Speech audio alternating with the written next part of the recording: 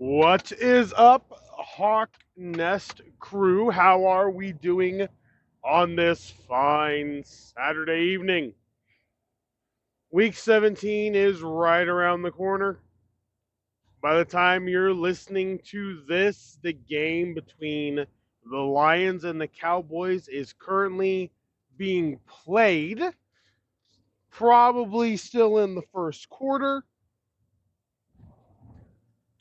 And we are looking at either a game where the Lions are completely outmatched or a game where the Lions are going to make it really interesting. So, we've got two different things. I'm going to do my pick podcast where I really just do the picks and the picks alone. Probably talk about some playoff stuff. And that will still be tomorrow morning, as it usually is. But what I want to talk about tonight is something with the draft, the players. There are multiple players that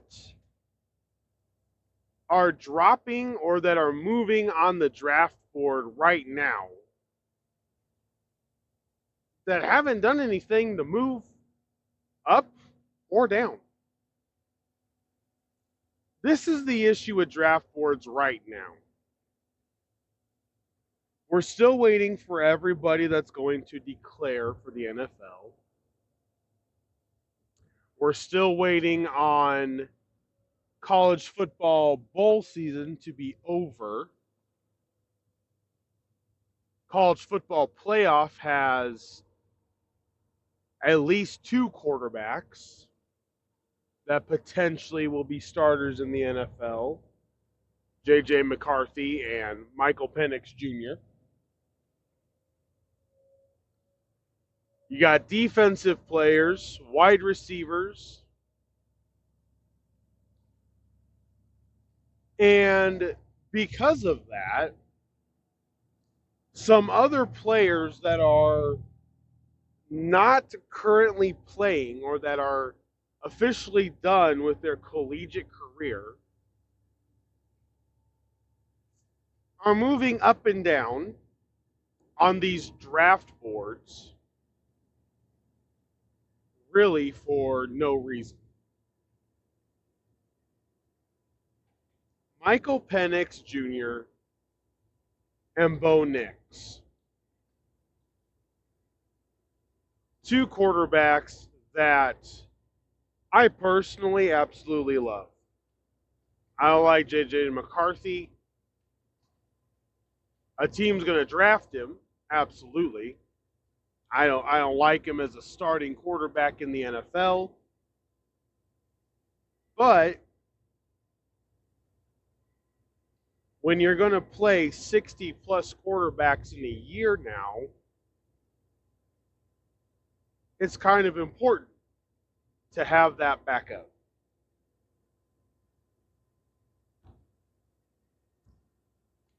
So let's go down the list. Some of these mock drafts currently have Michael Penix and Bo Nix outside the top 10. Now, based off of what we know, more than likely the Bears will be getting a quarterback. Most people would start from the bottom with the pieces they have. TJ Edwards, Tremaine Edmonds, Montez Sweat, DJ Moore, Jalen Johnson, a solid offensive line backed with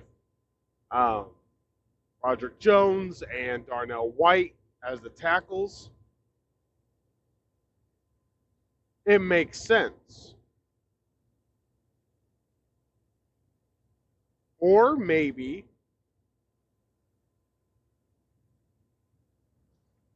an offensive coach comes in and says, let me see what I can get out of Fields.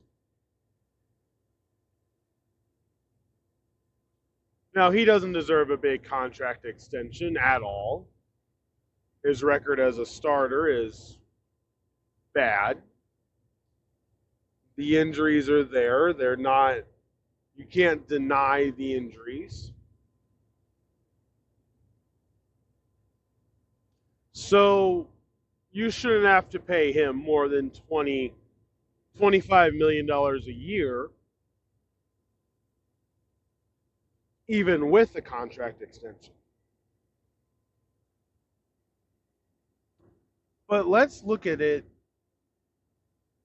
from the viewpoint of they move on from Fields. We know the Bears need a quarterback then. We know the Commanders need a quarterback. The Patriots need a quarterback. The Giants need a quarterback. The Raiders need a quarterback. The Vikings need a quarterback. The Buccaneers need a quarterback, whether they re-sign Baker Mayfield or go a different direction. They need a quarterback.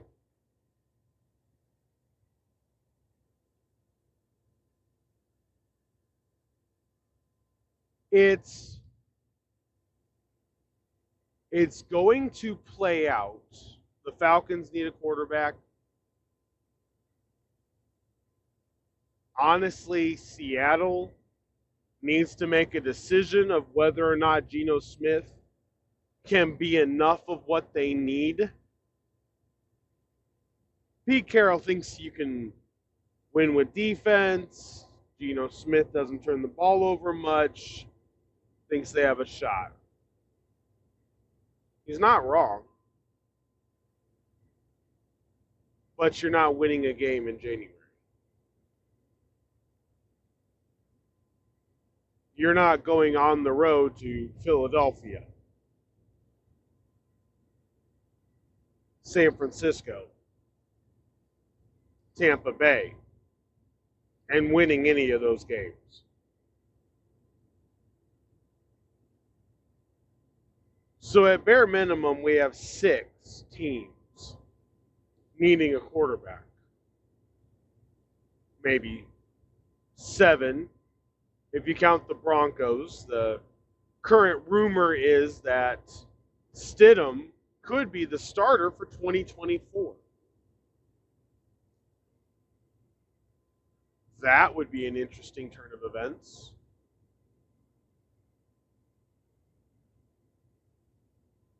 So what do we know with the free agent class? We know Baker Mayfield is a free agent. I think the Bucs should sign him to a $32 million a year contract, 3 years, $96 million, 40 guaranteed, something to that effect. Kirk Cousins is a free agent. Russell Wilson will be a free agent. And Justin Fields, probably you can get from the Bears for a conditional second, maybe a conditional third if you play the cards correctly, and would be totally worth it.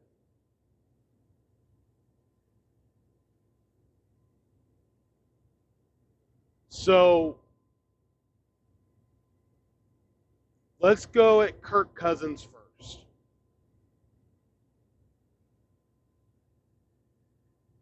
Where does he fit?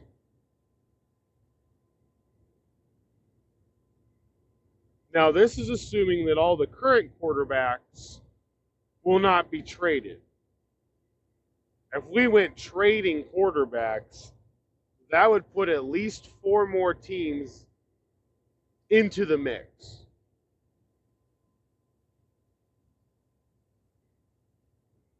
Because I believe there is a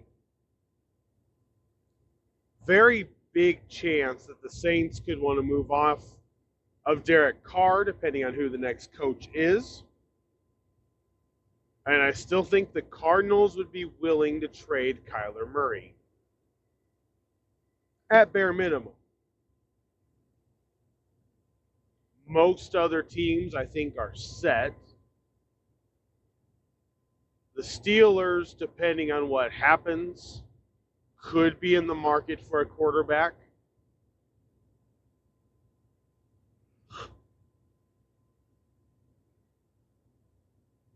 But it's going to really depend on how much teams want to win. The coaching setup, the coaching carousel, whether it's 4 coaches, whether it's 8 coaches, 10 coaches, whatever that carousel is, of which we will start seeing come out more and more in 8 days. At this point, could be 7 days. There are a couple coaches that I think could be fired before the end of the day on Sunday that are home. Primarily Dennis Allen from New Orleans.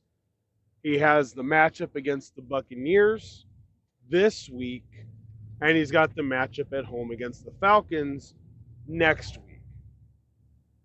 If he goes 0-2 in both of those games, I could see him being done next Saturday night. I don't think the Patriots are going to move quickly with Bill Belichick. I think Kraft, if he wants a draft pick for him, will move quickly. Washington's ownership, I believe, could fire Ron Rivera the minute the game is over against the Cowboys. So there's a very good chance that there are some coaches that will not even make it through Sunday night, still the head coach. Steelers are trying to get an extension done with Mike Tomlin, and most of them think not to be their head coach, but so that they can ask for a first-round pick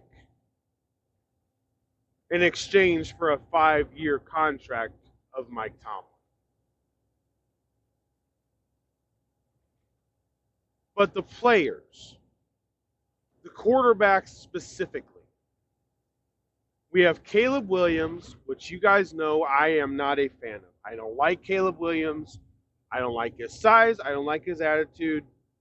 Don't like the moxie. I don't like the look of Caleb Williams.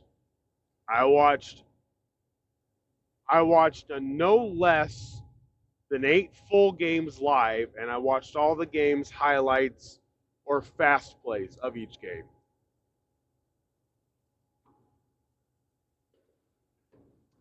He is short. He does throw a beautiful ball.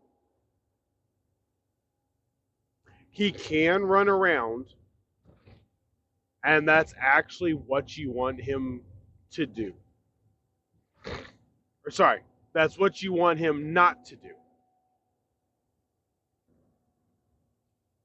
If you can keep him in the pocket, you can beat Caleb Williams. Keep him in the pocket, and you'll beat him. He's a bad pocket quarterback.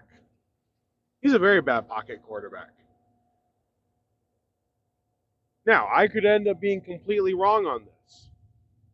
There's always those chances. Wasn't really wrong on Tua. Wasn't really wrong on Bryce Young at this point. I wasn't wrong on my view of Kyler Murray because I think Caleb Williams is Kyler Murray 2.0. It's exactly who he reminds me of. He's not going to be the guy that wants to fall on the sword when they lose. He's not going to be the adult. Drake May is the big quarterback. He needs an offensive coach that can rein him in, limit the turnovers, and put him in the best position to succeed.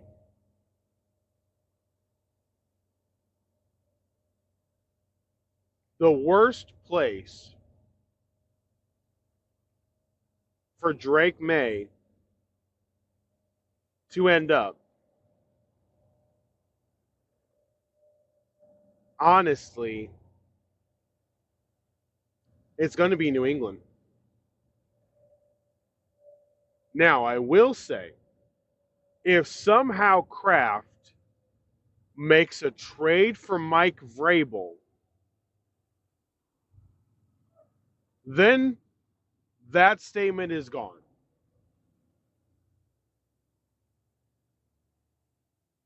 Mike Vrabel understands young quarterbacks.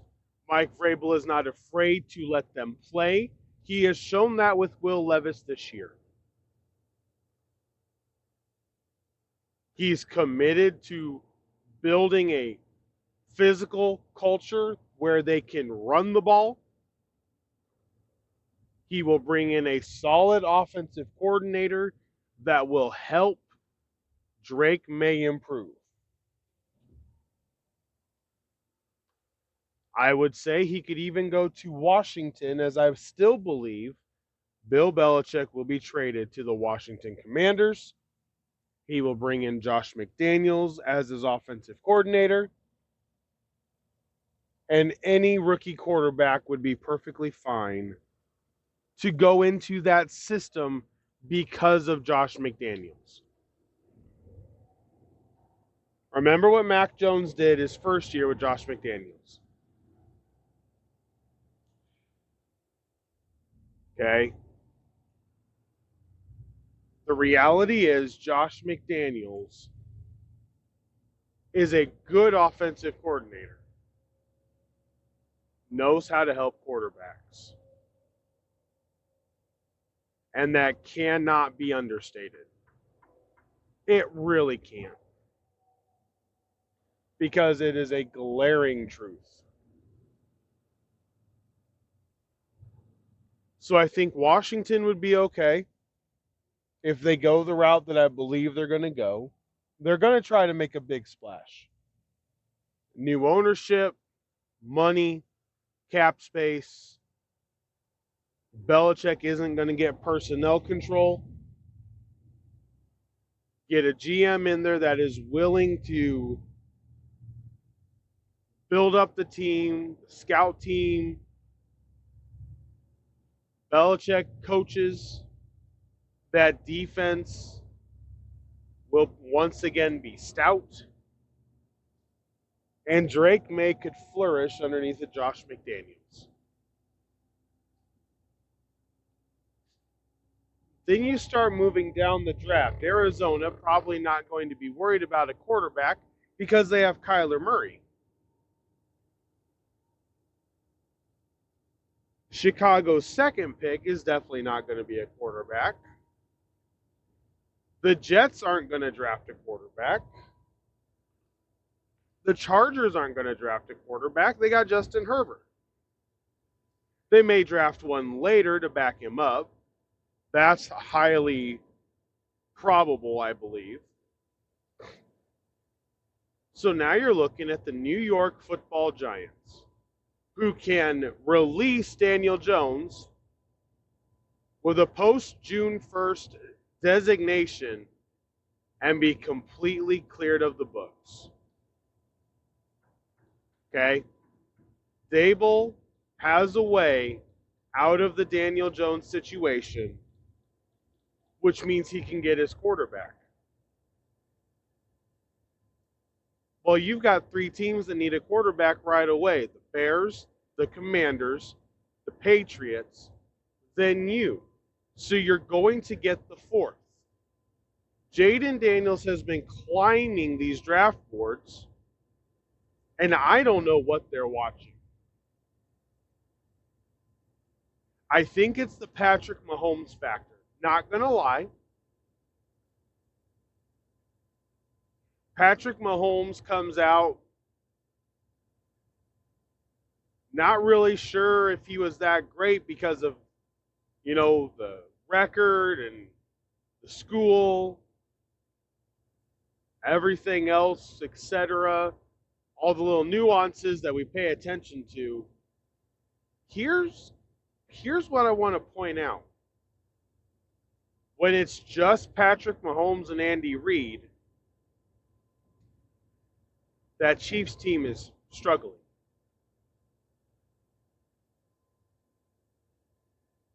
Let's just be honest.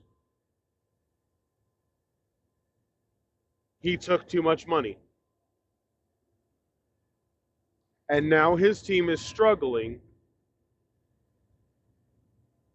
to put a competent team on the field that can win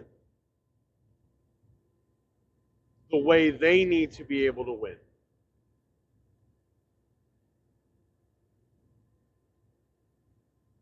To me, my quarterback ranking is really simple. I don't like Caleb Williams. You guys know that. I think he's going to go first. I think it's the allure. I think it's the raw talent potential. But my number one quarterback is Drake May. My number two quarterback is Bo Nix. 3 is Michael Penix. 4 is Jaden Daniels. 5 is Caleb Williams. 6, 7, and 8 are 6 and 7 are a coin flip between Jordan Travis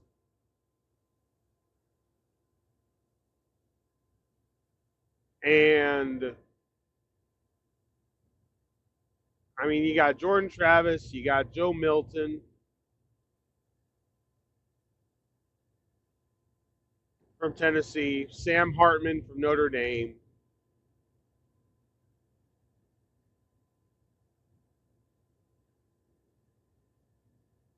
You got Jaden Daniels. But honestly, it's muddled there. Sorry, J.J. McCarthy, not Jaden Daniels. J.J. McCarthy.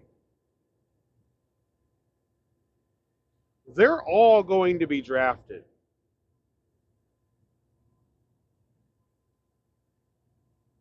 My thoughts for the Detroit Lions right now is Hendon Hooker is not going to be replaced. I think Bridgewater, after he retires this year, Hendon Hooker will be the backup to Jared Goff.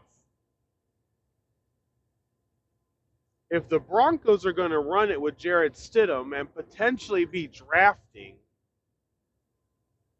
at number 15, could they get the 5th best quarterback? Do you take a flyer on a guy on a team that doesn't have a lot of holes?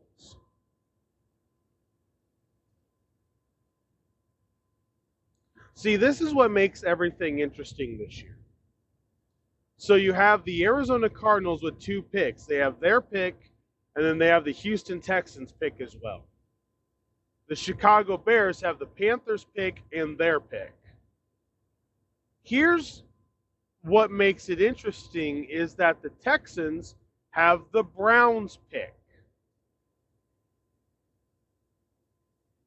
So the Texans, although they're going to have a late first-round pick, still have a first-round pick.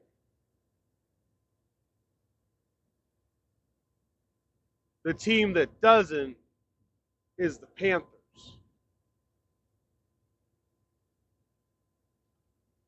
The way that it looks right now,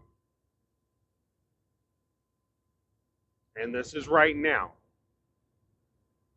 honestly, the Panthers have a harder hill to climb. They've got a quarterback that they have to see if what he can do. Now, he's only got till Thanksgiving of this year. Thanksgiving 2024, the decision will be made on Bryce Young. I don't know who the coach is going to be. I think David Tepper is definitely going to try to trade for Mike Tomlin, but I don't know if he's got the assets needed to do so. I just don't know if he does or not. It's a question mark.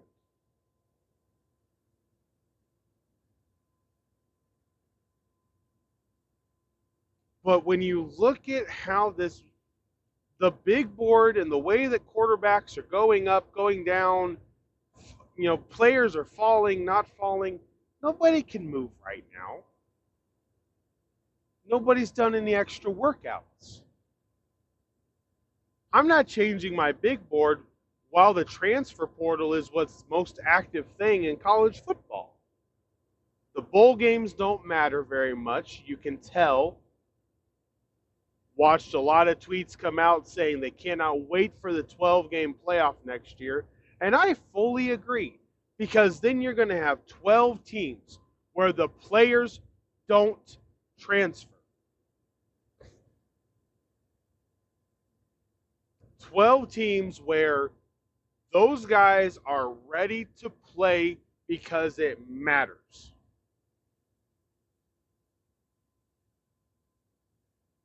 And that's important. I don't know what else will happen. I don't.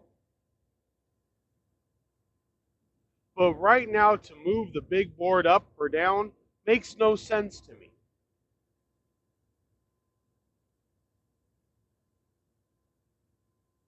Like, for defensive ends, I love Jaron Verse out of Florida State. I really like what I see out of him. I love Chop Robinson out of Penn State. See, this is the other thought that I had. If Tomlin goes to Carolina, he needs the draft picks, but they don't have anything to get picks. The cupboard is bare. There's no reason to trade Brian Burns, Derek Brown. You're definitely not trading J.C. Horn. And if Tomlin brings in a 3-4 defense, that 34 defense is going to move Burns to full linebacker, the T.J. Watt position, Derek Brown to a 34 lineman, which is probably a defensive end. If Mike Tomlin were to take over the Panthers, I think year number one, by Thanksgiving, you're going to want the Panthers defense.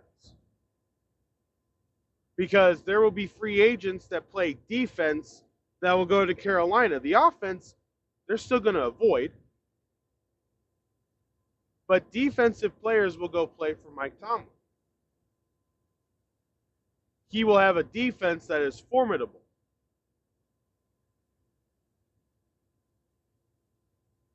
The Falcons with Arthur Smith could be in a really interesting spot. Right around the same area that the Broncos could be. Taylor Heinicke will be the backup, and I think that is a great move.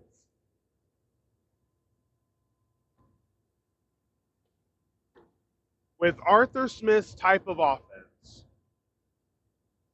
the quarterback that I believe Atlanta should get is Bo Nix. Bo Nix in a dome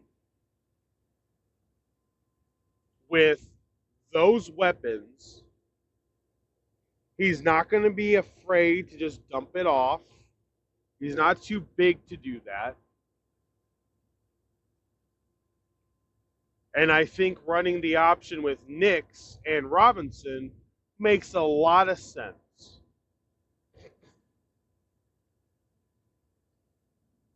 Michael Penix Jr. also makes sense. But I think Penix Jr. fits other teams' schemes a little bit better than Nix does. Bo Nix is a winner. He's a grinder. Some have compared him to Baker Mayfield. I don't think he's got that type of chip on his shoulder. I think he is a true winner. I think he's a true leader. He's got a lot of miles on his tires already.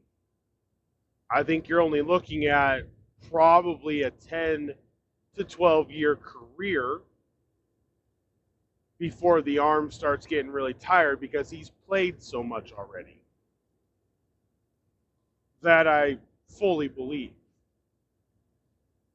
But I think Atlanta's in an interesting position where a trade for Justin Fields also makes sense, and Arthur Smith is going to have to tell him, take the dump off. When you move out, throw it away. If it ain't there, throw it away.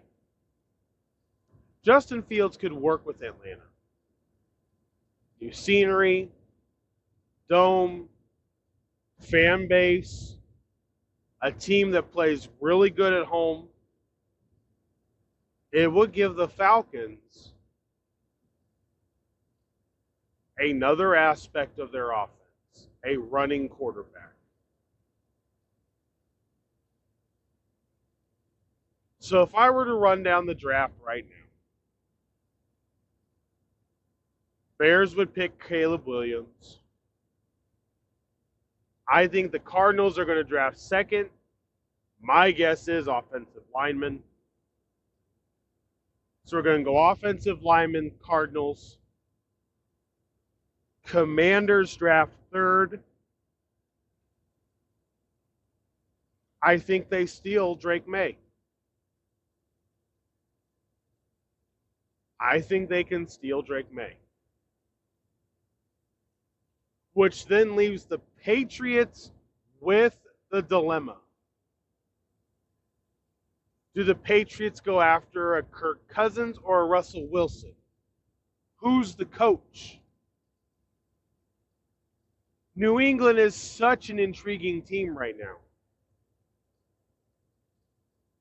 Because I do think they beat the Jets in Week 18, meaning they dropped down the draft order.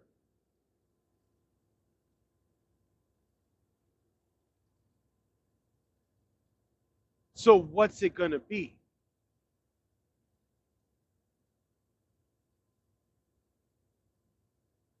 What's going to happen? See, these are the things. This is why you can't move the boards right now. Because where teams are drafting, what the draft setup's actually going to be. In the Pick podcast, I'm going to go over some of the playoff scenarios after we get done with Hawks Pick 6.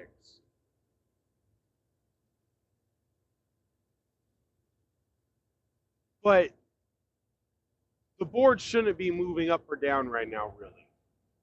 They really shouldn't. Not until we get to the individual workouts, scouting combine. I know there's a lot of people saying that the combine is worthless. Okay.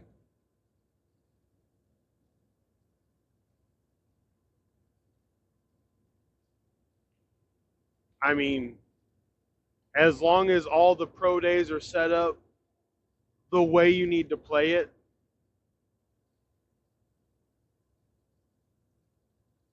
the problem that I have with pro days, honestly, is because everything's set up to make you look better. I love watching the scouting combine individualized drills just to see the movement, because offensive linemen, if they've got flat feet, you can tell in those drills really quickly. If that's a weakness, they're not going to run the drills that make them look bad. We all know this. So right now, the big board I don't think should change as far as the draft prospects. I think it should stay the same. Too many things end up going into what the draft board's going to look like And it's really not worth moving right now.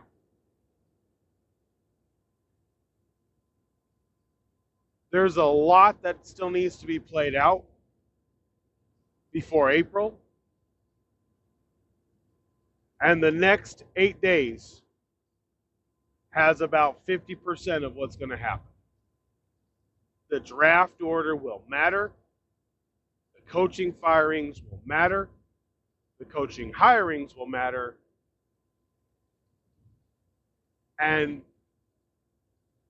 we could be shocked. We could be surprised. I am hopeful because it makes it a lot of fun. I am hopeful for different trades, different aspects, different things taking place because it makes it fun to be a football fan.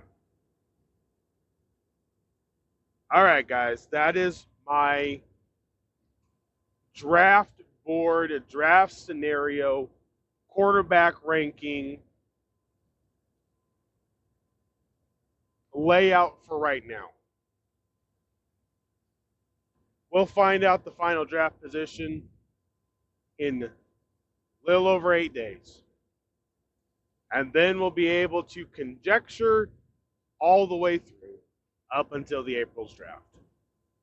All right, guys, that is it for this podcast. If you're listening on Spotify, thank you so much for stopping by. If you're listening on YouTube, make sure to subscribe and hit that like button. This has been Football Talk with Hawk. I am Hawk, and I am out until tomorrow morning when I give you Hawks Pick 6 for Week 17. Have a fantastic night.